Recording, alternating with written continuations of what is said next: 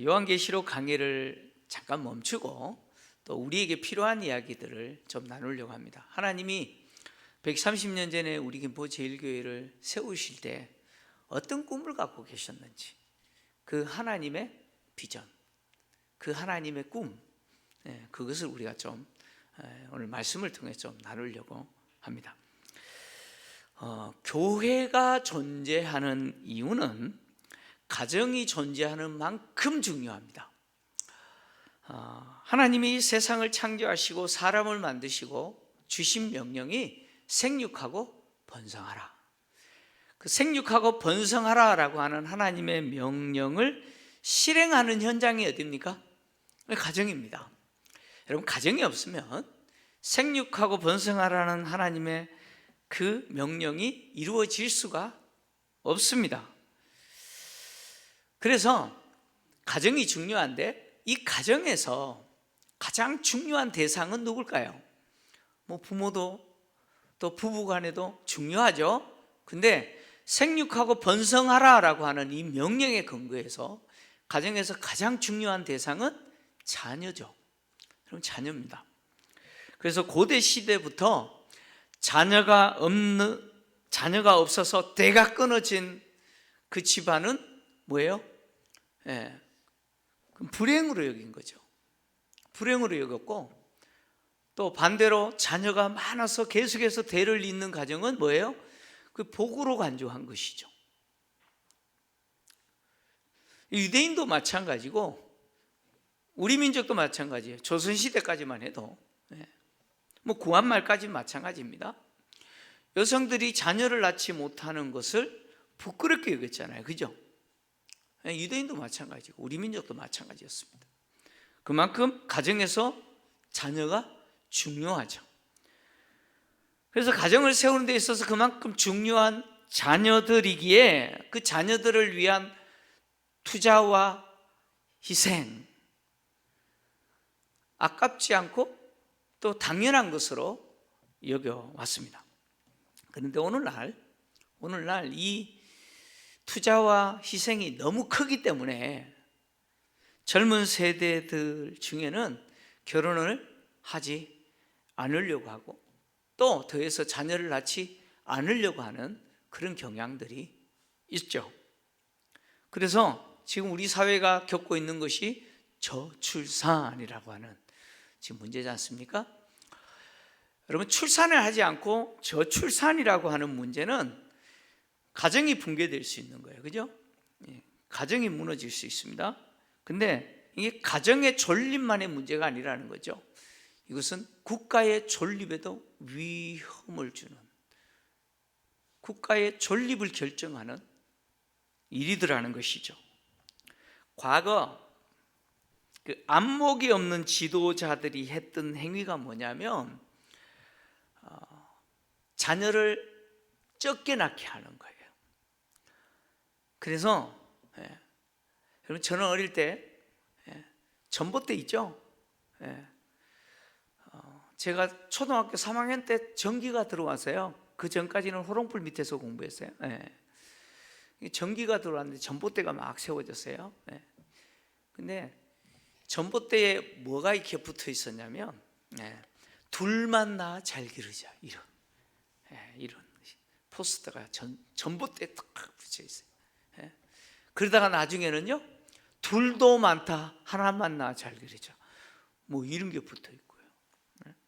아예 중국이라는 나라는 뭐예요? 법으로 아예 한 자녀만 낳도록 규제하고 있고, 안목이 없는 지도자들은 그런 식으로 했습니다.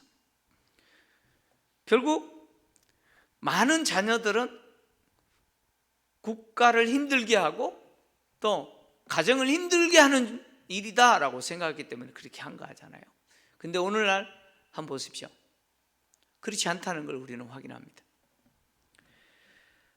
자녀들이 많다라고 하는 것은 가정도 마찬가지고 국가에서도 뭐예요? 미래의 희망이죠. 미래의 희망입니다.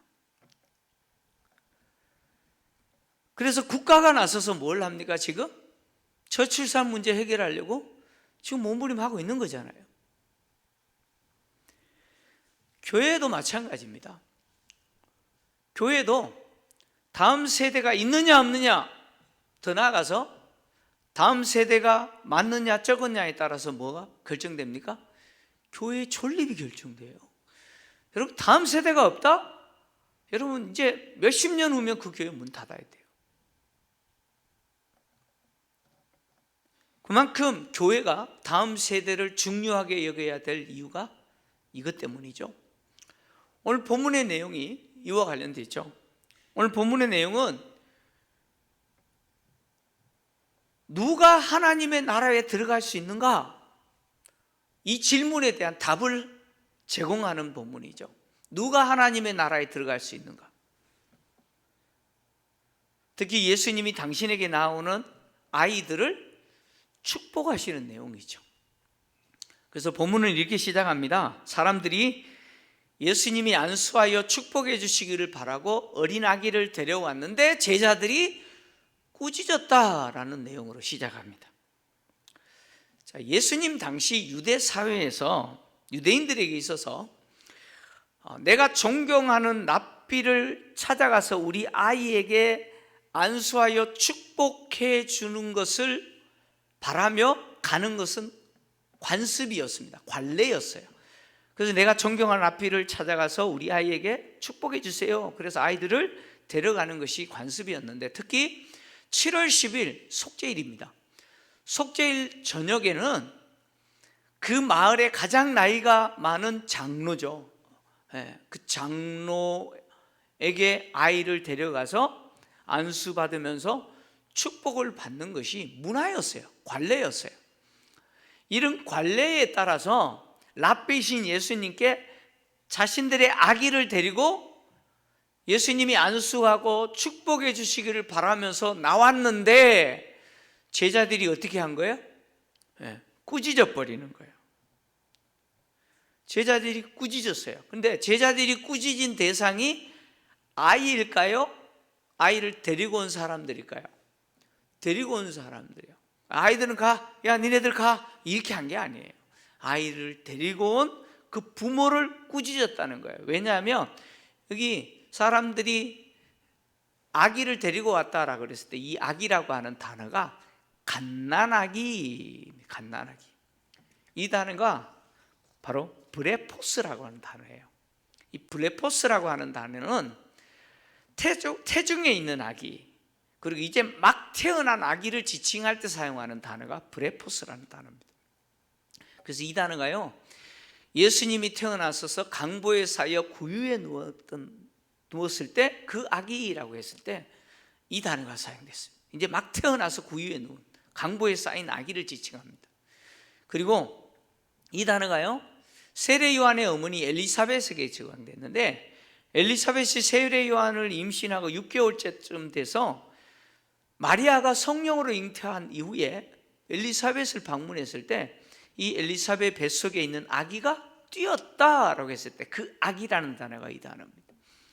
그러니까 태중에 있는 아기, 금방 태어난 아기, 그 갓난아기를 지칭하는 거예요. 그러니까 제자들이 지금 꾸짖은 것은 그 갓난아기를 꾸짖은 게 아니에요. 그 아기를 안고 온 뭐예요? 부모를 꾸짖은 거죠. 예수님이 안수하시고 축복해 주시기를 바라면서 데리고 왔는데 꾸짖어 버리는 거예요. 근데 여러분, 이 꾸짖다라고 하는 동사가요, 이 헬라어 에피티마오라는 단어입니다. 에피티마오라고 하는 동사인데, 이 단어는 어떤 용례로 사용됐냐면 예수님이 귀신을 쫓아내실 때, 귀신을 꾸짖어 쫓아내실 때 사용했어요. 그리고 병을 꾸짖어 병을 낫게 하실 때 이 단어를 사용해요. 바람과 바다를 꾸짖다 할 때 이 단어가 사용됐어요. 여러분, 예수님이 귀신 들린 사람에게 그 귀신을 향해서 꾸짖을 때, 야, 너 좋은 말 할 때 나가, 이렇게 했을까요? 아니면 사탄아 나가라 했을까요? 잠이 번쩍 깨죠? 그렇게 했을까요? 어떻게 했을까요? 싸납게 말씀하셨을 거예요. 그죠? 그러니까 지금 제자들이 예수님이 축복해 주실 아기를 데리고 왔는데 그 아기 데리고 온 부모를 어떻게 해요? 마치 예수님 귀신 쫓아내시듯이 그렇게 싸납게 야단친 거예요.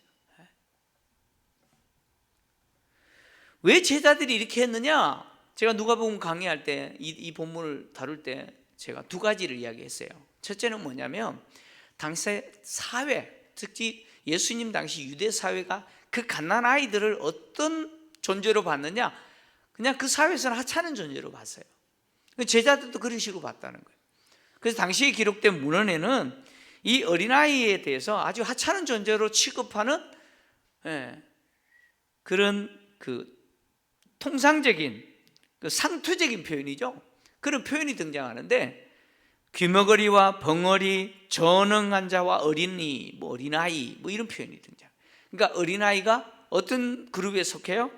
전능한 자, 벙어리 이런 귀머거리 이런 사람들은 사회에서 약자면서 사실 뭐예요? 사람들에게 있어서는 하찮은 존재로 취급되는 존재. 그러니까 통상적인 이런 상투적인 표현들은 하찮은 존재로 그렇게 취급하는 표현들이에요. 그러니까 어린아이를 그렇게 취급했다는 거예요. 근데 제자들도 그런 시각으로 아이들을 보는 거예요. 왜 이렇게 봐요? 지금 예수님이 누구세요? 지금 예수님이 어디로 올라가고 계시는 중이에요? 예수님 지금 예루살렘으로 올라가고 계시는 중이에요. 자, 예수님이 예루살렘으로 왜 가실까요? 제자들의 생각에는 예수님이 예루살렘으로 왜 올라가실까요? 우리는 알죠. 죽으시려고 하시는데. 우리는 아는데 제자들은요, 왕이 되려고 하신다는 거예요. 왕이시라는 거예요. 이분은 유대인의 왕이시라는 거예요. 근데 누구를 데려와요? 네? 돈 담아서 사과 박스 들고 오는 게 아니고 어린아이들. 그래도 안 되는데 그러지 마세요. 네. 여러분, 왕이 되시려고 지금 예루살렘으로 가는 예수님 앞에 하찮은 어린아이 데려와 가지고 뭐 하자는 거냐고 지금 제자들이 야단친 거예요. 야단친 거예요. 그리고 또 두 번째는 지금 제자들이 자신들이 뭔가 된 줄 아는 거예요. 그러니까 예수님을 만나는 사람들에게 있어서 누구는 되고 안 되고 하는 것에 대해서 자기들이 뭐예요? 결정할 수 있다고 생각하는 거예요. 자기들이 제지하거나 허락할 수 있다고 생각하는 거예요. 왜 이렇게 생각했느냐? 또 이유가 있어요. 지금 예수님이 예루살렘 올라가는 길이 제자들 생각에는 왕이 데려가신 거예요. 자, 왕이 되면, 예수님이 왕이 되면, 그러면 이제 예수님이 왕이 되면 이제 영의정, 좌의정, 우의정, 이조판서, 병조판서 또 뭐 있어요? 예조판서 이런 또 나름대로 신하들을 임명할 거 아니에요. 그죠? 그럼 누구를 임명할까요? 지금까지 따랐던 제자들 임명하겠지. 그러면 누가 영의정이 돼야 돼? 네? 그럼 베드로는 자기가 영의정 될 거라는 거죠. 요한도 야고보도. 그러니까 제자들이 예루살렘 올라가는 그 길에 누가 큰 자냐, 누가 예수님 오른편에 앉는 자냐, 이거 서로 뭐예요? 그 자리 내 자리다 이렇게 싸우고 올라가고 있는 거예요. 그러니까 예수님이 왕이 되시고, 왕이 되시면 우리가 뭐예요? 한 자리씩 할 사람들이라는 거예요. 나는 그런 뭐예요? 힘이 있다고 생각하는 거예요. 그래서 왕이 될 예수님 앞에 하찮은 어린이를 데려왔다고 이 제자들이 무섭게 야단친 거예요. 오늘날 교회 안에서도 이런 모습을 종종 봅니다. 어린아이들을 무시하고 또 하찮은 존재로, 아무것도 모르는 존재로, 힘이 없는 아이라고 생각하죠. 그리고요, 그 아이들에게 상처를 줘서 교회에서 쫓아내는 경우들도 흔히 있어요. 제가 교육전도사 시절에 중등부를 5년 동안 사역한 적이 있는데, 여러분, 중등부 아이들은요, 중학생이잖아요. 지금도 그렇고 그때도 마찬가지예요. 진짜 무서운 애들이에요. 중등부 애들이 얼마나 무서운지 모르시죠? 중등부 애들이요, 얼마나 무서운 사람들이냐면 김정은이가 핵을 갖고 있는데 그거 못 써먹어요. 누구 무서워가지고? 중학생들 무서웠어요. 진짜 무서운 애들이에요. 어디로 튈지 모르는 애들이에요, 걔네들은. 근데 걔네들은 이제 5년 동안 사역을 했는데요. 근데 한 주일날 한 친구가 머리를 노랗게 해서 왔어요. 몇 가닥 노랗게 한 게 아니고 아예 전체를 노란 물감 덮어 쓰고 온 거예요. 노랗게, 개나리보다 노래요. 노랗게 해서 왔어요. 난리 났겠어요, 안 났겠어요? 났다는 분들은 아시네. 용납이 안 돼요. 용납이 안 돼요. 중등부 예배 마치고 이제 9시 예배잖아요. 마치고 나가는데 11시 예배 드리러 오는 어르신들이 보고는요, 와, 머리 꼴이 그게 뭐냐고 한 소리씩 하시네요. 또 간혹 모자 쓰고 오는 애들이 있어요. 모자 쓰고. 그럼 교회에 모자 쓰고 오면 돼요, 안 돼요? 사실은 대통령 앞에서 그렇게 뭐 중요한 행사할 때 모자 딱 쓰고 이렇게 잘 안 하는데, 하나님 앞에 그런 예의는 필요하겠죠. 근데 그럼에도 불구하고 모자 쓰고 왔다고, 교회 오는데 어디 모자 쓰고 왔냐고 막 혼냈어요. 김포제일교회는 그러지 않았죠? 여기는 다 외부에서 오신 분들이라서 대답을 안 하시네. 김포제일교회는 그러지 않았죠? 김포제일교회는 좋은 교회라니까요. 그랬어요. 그래서 아이들을 막 혼내가지고, 지금 제자들이 하고 있는 행동을 지금 어른들이 그렇게 하는 거예요. 이런 제자들의 행동을 보면서 예수님이 아이들을 불러요. 근데 예수님이 부른 이 아이들은 누구냐? 막 뛰어다니는 애들이에요. 갓난 아기가 아니에요. 블레포스가 아니고 파이디온, 우리 찬양대 있잖아요. 파이디온이에요. 파이디온이라는 단어는 막 뛰어다니는 애들이에요. 이제 우리 주일학교 애들 예배 마치고 나면 막 뛰어다닐 거예요. 그런 애들이에요. 그런 애들을 부르셨어요. 부르시면서 뭐라고 이야기하시느냐? 내게 오는 것을 용납하고 금하지 말라. 내게 오는 것을 용납하고 금하지 말라, 이렇게 말씀하셨어요. 이 용납하다라고 하는 단어가 법률적인 용어입니다. 법률적인 용어로 석방하다, 그런 이야기예요. 다시 말하면 갇힌 상태에 있는 사람들을 자유롭게 풀어주는 거예요. 그러니까 아이들이 예수님에게 나아오는 데 있어서 갇히게 하는 게 어떻게 해요? 없게 만들어야 된다는 거예요. 자유롭게 올 수 있도록 해라, 그런 이야기예요. 그 다음에 금하다라고 하는, 금하지 말라 그랬잖아요. 이 금하다라고 하는 단어는 방해하다, 막다, 제지하다, 그런 이야기예요. 그런 아이들이 자유롭게 예수님께 나올 때 막지 말라는 거예요. 방해하지 말라는 거예요. 제지하지 말라는 거죠. 이게 예수님의 뭐예요? 용납하고 금하지 말라는 명령입니다. 명령이에요. 이거 부탁 아니에요. 명령이에요. 자, 명령이면 지켜야 돼요, 안 지켜야 돼요? 해도 되고 안 해도 되는 겁니까? 아니에요. 반드시 해야 되는 거예요. 아이들이 예수님에게 나아가는 데 있어서 막고 방해하고 장애물 있다면 그거 어떻게 하라는 거예요? 그거 세심히 살펴서 제거하라는 거예요. 지금 본문에서 누가 장애물 역할을 해요? 누가 아이들을 하고 예수님께 가지 못하도록 가둬버려요? 제자들이죠. 제자들이죠. 우리 교회는요? 우리 이야기해야 될 거 아니에요. 우리 교회는요? 우리 교회는요? 여러분, 공간입니다. 공간. 영상에서 보셨던 것처럼 공간이에요. 공간. 공간이라고 하는 환경입니다. 환경. 아이들이 예배 드리는 공간은 있어요. 딱 그것만 있어요. 그 다음에 머물 수 있는 공간? 없어요. 자, 이렇게 물어볼게요. 우리 김포제일교회는 아이들이 오고 싶어하는 교회입니까? 아닙니까? 목사님 참 물어보시는 게 참 대답하기 거시기 합니다. 그죠? 껄끄럽죠. 예. 그런 교회입니다 라고 하고 싶은데 아닌 것 같고, 예. 아닙니다 라고 하면 또 그럴 것 같고. 여러분, 우리 교회는 아이들이 오고 싶어하는 교회가 아닙니다. 아닙니다. 노량진에서 부목사로 사역할 때 우리 큰애가 드디어 초등학교 1학년에 입학을 했어요.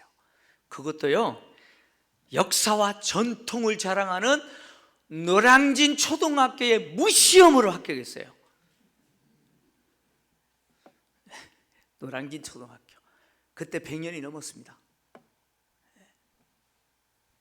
그렇게 노량진 초등학교 입학을 했는데 어느 날 학교 간 애가 막 얼굴 벌게 해가지고 뛰어왔어요. 집으로 뛰어온 거예요. 네. 왜 뛰어왔느냐? 똥 싸려고 뛰어왔어요. 학교에서 집으로 똥 싸려고 뛰어왔어요. 노량진 초등학교는 참 오래된 교회입니다. 오래된 학교예요. 역사와 전통은 있는데 시설이 너무 낙후됐어요. 그래서 화장실을 수세식으로는 했는데 전부 쪼글려 앉아서 사용해야 되는 그런 화장실, 좌변기가 없어요. 근데 애들이 늘 좌변기만 사용해 봤잖아요. 한 번도 쪼그려 앉아가지고 볼일 본 일이 없던 애가 배가 탈나가지고 화장실 갔는데 좌변기가 없어요.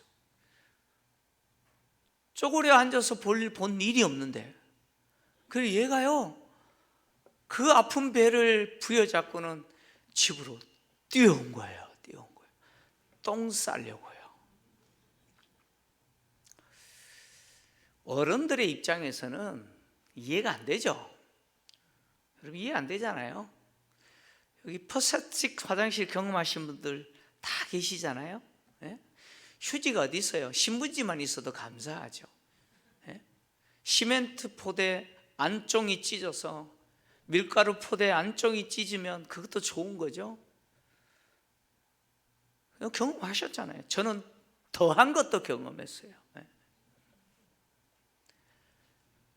그런 열악한 환경에서 살아왔던 어른들은 아니 뭐 좌변기가 아니라도 괜찮아요. 수세식만 돼도 냄새만 안 나도 좋아요. 근데 아이들은요, 전혀 아닙니다. 전혀 아니에요. 여러분, 집이 훨씬 좋은데요? 집이 얼마나 좋아요? 요즘은 얼마나 좋냐면 그냥 앉아있으면 물이 쏴주죠. 그죠? 그런 환경에 있는 애들이 여러분 조금만 불편해도 힘든 거예요. 힘든 거예요.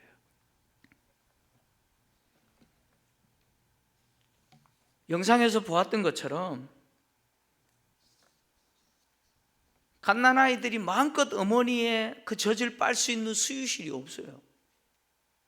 기저귀 마음껏 갈 수 있는 공간도 별로 없고요.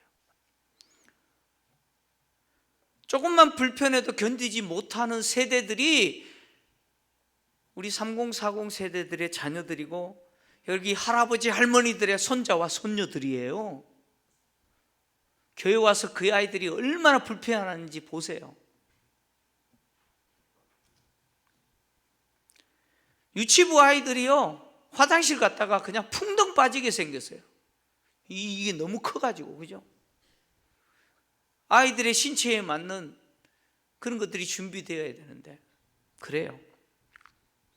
더 중요한 것은 각각 세대들마다 필요한 환경들이 있는데 그냥 공간만 하나 뚫렁 있어요. 과거에는 공간만 있어도 됐어요. 그것도 없었으니까.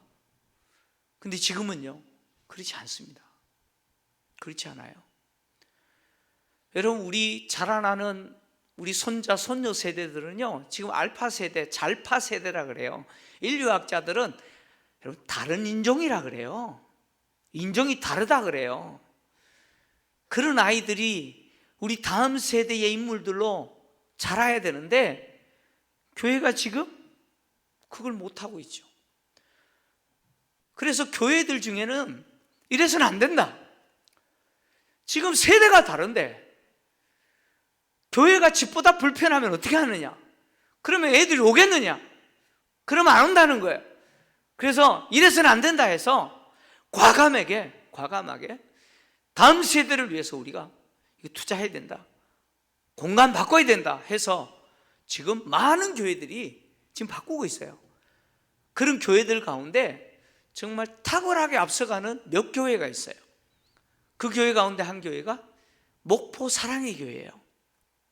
목포 사랑의 교회입니다. 근데 이 목포 사랑의 교회는요, 다음 세대를 살리기 위해서 어떻게 했느냐? 여러분, 우리 세대하고 우리 자녀 세대들이 틀려요. 우리 자녀 세대들, 여러분 손주 손녀 세대들은요, 태어나면서 손에 뭐 들고 태어나냐면 아이폰 16이요. 아이폰 16을 들고 태어나요. 태어나면서 뭐 들고 태어난다고요? 아이폰 들고 태어나고요, 아이패드 들고 태어나요. 그 멀티미디어 세대들이에요. 근데 이런 세대들에게 아날로그 방식 안 통해요. 집중 안 돼요. 그래서 이 디지털 세대들을 위해서 과감하게 어떻게 했느냐? 부서마다 대형 멀티스크린, 지금 우리가 있는 거 있죠? 이거보다 더 좋은 스크린을 설치합니다. 제가 화면을 좀 보여드릴게요. 저 스크린 공사하고 있는 고등부실입니다. 고등부. 다음 화면. 저렇게 공사합니다. 그리고요, 다음.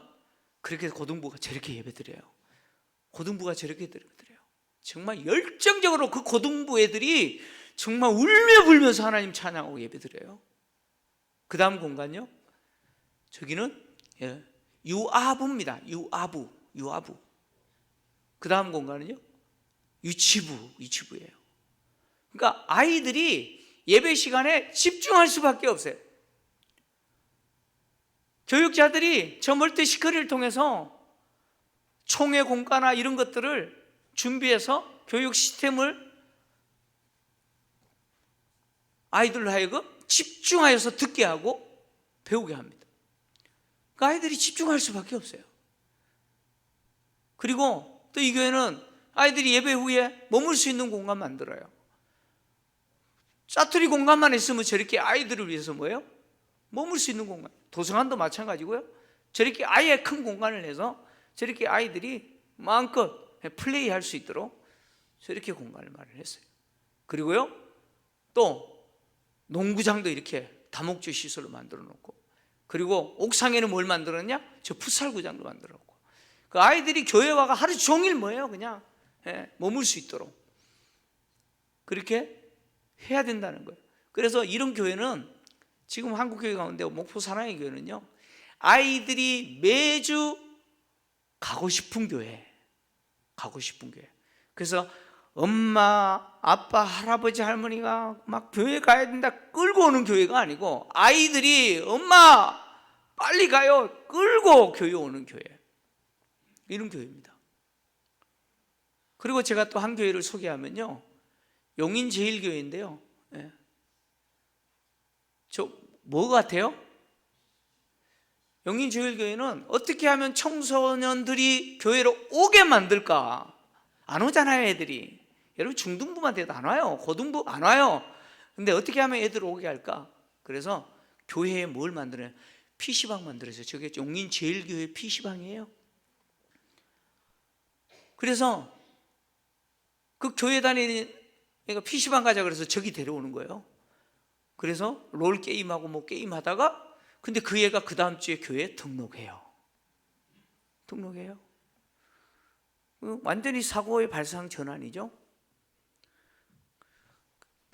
저희 애들이 어릴 때, 지금 뭐 성인이 됐는데, 이제 중등부, 고등부 여러분 수련회 하는데, 수련회 모집하잖아요. 잘 안 돼요. 제가 이제 몇 명 정도 참여하냐 그러면, 이거밖에 신청 못했습니다 막 그래요. 제가 집에 가가지고 우리 애들한테 물어요. 중등부 때 고등부 때 걔네들한테, 야, 왜 네 친구들은 안 하냐? 그랬더니, 아빠 좋은 방법인데 왜 안 하냐고. 뭐냐 그랬더니 PC 게임을 하면 된다는 거예요. 수련회 프로그램에 뭐 넣으면 된다고요? PC 게임 넣으면 된다는 거예요. 그럼 애들 다 온다는 거예요. 어른들에게는 이해가 안 되는 거예요. 근데 애들에게는 너무 이해가 되는 거예요. 그러니까 어른의 시각으로 아이들을 보면 안 된다는 거예요. 아이들의 눈높이에서 올 수 있는 교회, 오고 싶은 교회 돼야 된다는 거예요. 여러분 오늘 본문을 보십시오. 제자들은 아이들을 어떤 시각으로 보냐면 하찮은 존재로 봤어요. 그죠? 하찮은 존재로 봤어요. 근데 예수님은 그 아이들을 어떤 시각으로 보셨어요? 하나님 나라 주인공들이에요. 하나님 나라에 들어갈 자들로 봤어요. 그래서 이와 같은 자들이 하나님 나라에 들어간다라고 하신 것이죠. 하나님 나라는 이런 자들의 것이라고 말씀하신 거예요. 교회는 어른의 시각, 제자들의 시각으로 아이들을 보면 안 돼요. 주님의 시각으로 아이들을 봐야 돼요. 한 아이가 주님을 인격적으로 만나게 되면 그 아이가 수백만 명, 수천만 명, 수십 명을 주님께로 이끌어오는 전도자가 될 수도 있고 목사가 될 수도 있는 거죠. 위기에 처한 나라를 하나님께 기도하고 건지는 처칠과 같은 그런 위대한 정치인, 그런 리더가 될 수도 있는 것이죠. 여러분 우리 교회는 다음 세대를 살리는 데 있어서 골든타임에 직면했다고 보시면 됩니다. 우리 김포제일교회는 어떤 교회에 못지않게 교육적 시스템이 잘 갖춰져 있어요. 어머니 태석에서부터 주님 부르실 때까지 예수님의 제자로 길러내는 그 시스템 속에서 각 부서마다 잘 역할을 하고 있어요. 교육부서 교육자들이 진짜 전문가가 돼서 저보다 사역 잘해요. 복음을 가르치고 배우도록 하고 있어요. 그리고 우리 부장님들과 교사들이요, 전문가들 아닙니까? 오랫동안 아이들과 호흡하면서 소통하면서 가졌던 그 노하우를 가지고 이런 시스템 속에서 아이들을 가르치고 역할을 합니다. 근데 예배 공간 외에는 없는 거예요. 머물 수 있는 공간 없어요. 아이들이 꿈을 키우면서 자랄 수 있는 꿈의 땅이 되지 못하고 있는 것이죠. 여러분 이 골든타임 놓치면 소망이 없는 것이죠. 우리 아이들이 예수님을 인격적으로 만나도록 하는 데 있어서 방해가 되고 제약이 되고 막고 있는 것들이 있다면 우리는 개선해야 되는 것이죠. 우리가 주님 앞에 갔을 때 주님이 이렇게 물어보실 수 있어요. 내가 너희들에게 맡긴 손자, 손녀, 아이들, 자녀들 어떻게 했냐고 물어볼 때 뭐라고 대답할 겁니까? 우리 교회는 아이들로 하여금 세상을 품고 주님이 꿈꾼 그 꿈을 품고 세상을 섬기고 세상을 향하여 나아가는 아이들로 길러야 됩니다. 주님이 우리 교회를 언더우드 선교사를 통해서 130년 이전에 이곳에 세우신 이유는 뭡니까? 한 세대만 반짝 예수 잘 믿고 문 닫아버리는 교회 만드시지 않았어요.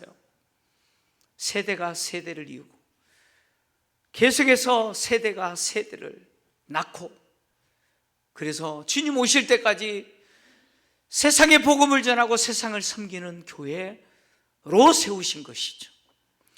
여러분 우리 부모들은요, 우리 어르신들 다 하셨잖아요. 우리 부모님들은 당신은 굶고 안 입어도 자식들은 굶으면 안 되고 자식들은 어떻게든 길러야 되기 때문에 뼈가 엇스러지도록 일하시면서 자식들을 위해서 희생했잖아요. 그렇게 희생하시면서 자식들로 하여금 배우게 했고, 당신은 못 배워도 자식들은 배워야 되고 세상에서 구실하도록 하기 위해서 그렇게 하신 거 아닙니까? 교회는요, 하물며 우리 자녀 세대를 세우는 데 있어서 교회는 어떻게 해야 됩니까? 교회가 그 역할을 하지 않으면 하나님 앞에 가서 무슨 책망 듣겠습니까? 저는 김포제일교회 담임 목사로서 애들 못 봐요. 부끄러워서요. 진짜 부끄러워서 못 봐요. 교회는 아이들에게 주님의 꿈을 품고 자라고 준비되고 세상을 향하여 나가도록 도와줘야 돼요. 그 누가 도와줘야 돼요? 우리가 해야 돼요. 저와 여러분들이 하셔야 돼요. 그것은 우리에게 주신 뭐예요? 여러분, 사명입니다. 해도 되고 안 되는 게 아니에요. 하셔야 될 사명입니다. 이 사명 여러분 잘 감당하시기를 주의 이름으로 축원합니다.